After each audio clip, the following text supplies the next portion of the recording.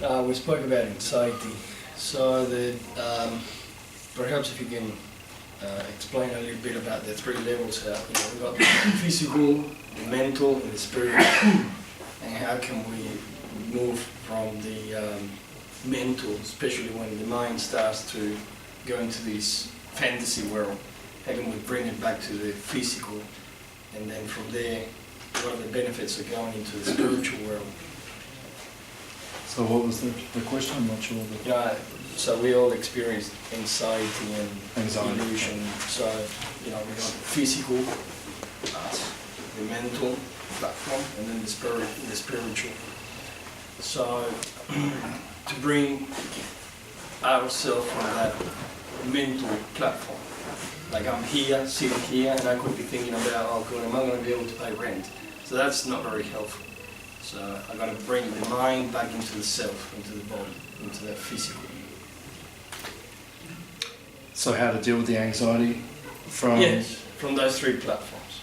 Well, the spiritual technically doesn't have anxiety, so how does the spiritual deal with the anxiety of the mind and the body? Is that kind of what you're saying? Yeah. How do we deal with that? Yeah, so basically the mind is the 6th chapter of the Bhagavad Gita. If you read the 6th chapter deals a lot with the mind. Right?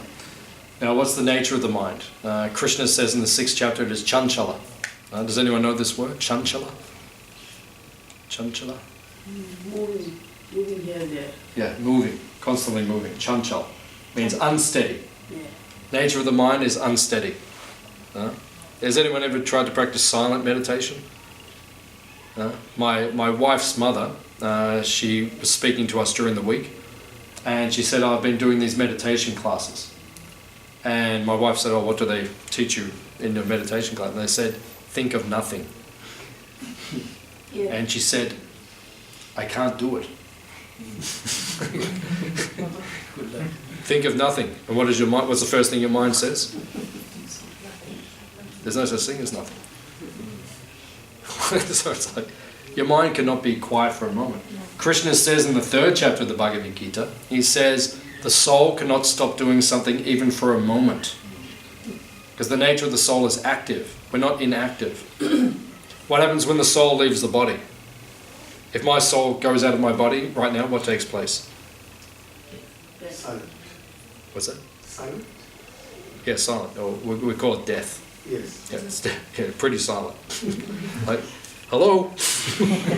Hello? It's time for lunch. Hello? It's like... Shavasana. Yeah.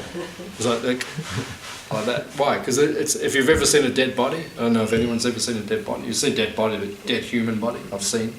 I've been there when one of my friends passed away. I was with him at the moment he passed. So if you see the difference between the body, those two moments, right, is one is that the soul is not present, one is the soul is present. So as long as the soul is present, there has to be activity, because that's the nature of the soul. We must be active. We're always thinking. You can't stop thinking. Not possible. And the body can't stop. It's got to breathe, or it's got to blink, or it's got to do something. You say, don't do anything for 1 minute. It's not possible. And you get the best example. You just get a group of kids. Sometimes I go to schools and I teach them meditation or something. But you just get a group of kids. Okay, guys, everyone, just think of nothing for a minute. Right? And watch what the kids do. It's not possible. Adults can do it a little easy, but it's not possible. No. So that is the nature of the mind. Krishna says it is chanchal, it is always changing. Now Arjuna, who is having the conversation with Krishna in the Bhagavad Gita, he asks a question to Krishna and he says, I find it more difficult to control the mind than the raging wind. Just like if you come here on a windy day, this place gets really windy. We're in the Otway, so it's famous for wind. Around about September usually, springtime, it really gets windy here. So the wind just rips through. So he said, to control my mind is easier than to control that wind. Actually, it's the other way. To control... Sorry. I'm a little bit tired. I get up early in the morning, so about this time I start getting a little bit. So if I'm looking a little unfocused at this point in time, it's just sleep deprivation. That's all. Not really. But the wind, it's easier to control that than it is your mind. Krishna says in the Bhagavad Gita. Because when the wind's going, your mind's very hard to control. So then Arjuna says, so then what do I do? How do I control my mind? And Krishna says, Abhyas and Vairagya. He gives 2 points, Abhyas and Vairagya. Vairagya means detachment. You have to become detached from the mind. I was hearing Anthony Robbins recently. You know Anthony Robbins? Tony Robbins? The biggest life coach on the planet. He's a super famous guy, like big life coach. He was saying, I was hearing him saying recently, anyone who just stays with their mind, just them and their mind for 24 hours, they're probably going to go crazy. Probably. Yeah, I mean, no, it won't always happen, but if you just spend just you and your mind of too much time, you'll start going like, whoa, like that, because it will say everything to you. Like it just goes in, and usually gets into negative stuff, and it just like goes further and further. So, Vairagya means you have to become detached from the mind. You can't take your mind so seriously, because your mind's just going to give you garbage all day long, right? And the mind has 2 functions, right? Raga, dvesha. Raga means attachment, dvesha means aversion. That's all the mind does. Oh, I like that, but I don't like that. This is good. And if you really want to see the mind work, right, especially this time of year, just go to Burke Street Mall. Just walk into one of the, like Zara. Zara's got a shop in Burke Street Mall. It's like 3 stories high or more. You just walk in there and just watch all the people walking around. Oh, I like that, I don't like that. Oh, I don't like that, I don't like that. Oh, that's all the mind does. Accepts and rejects, accepts and rejects. That's all the mind does. Yeah, so that's raga and dvesh. And you see your own mind, if you study them, you can't take the mind too seriously, because if you study your own mind, you can become completely attached to someone. Right? This is what relationships, and especially in the modern world, we see relationships. In the old world, people could stay married their whole life.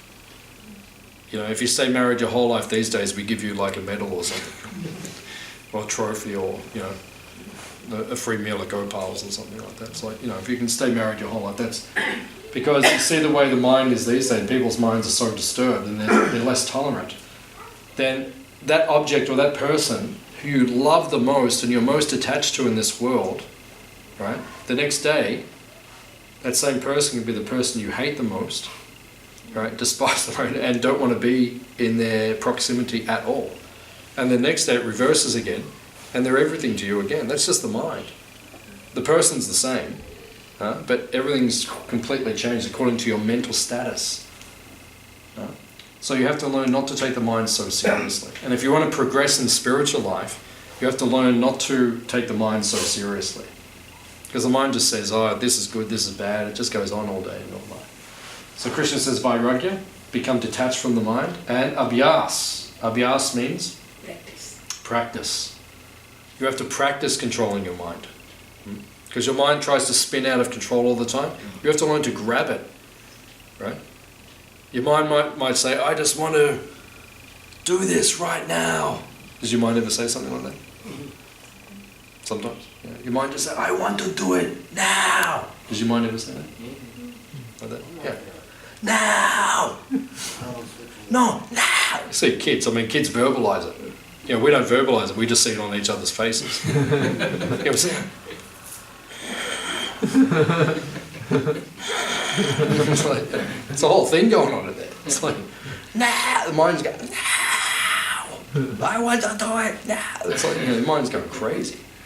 Right? So abhyas means practice. You have to learn to practice controlling your mind. You have to grab it and say, excuse me, we're just going to do something else for a while. Or a good way that I deal with my mind, I say, your mind's saying, I want to do this. I say, yeah, okay, we'll do it later. Is that cool? He goes, okay. So, I know I'm not going to do it later. But I just tell it, yeah, we'll do it later. Then we just keep doing it. Especially when we're chanting and doing our meditation, like in the morning, we're doing 2 hours a morning. So like, yeah, I'll be deep in meditation, then my mind will just come out with something from like something I did 35 years ago. Just bang in my mind, just like, I want to do that now. And I'm just like chanting around. I think, really?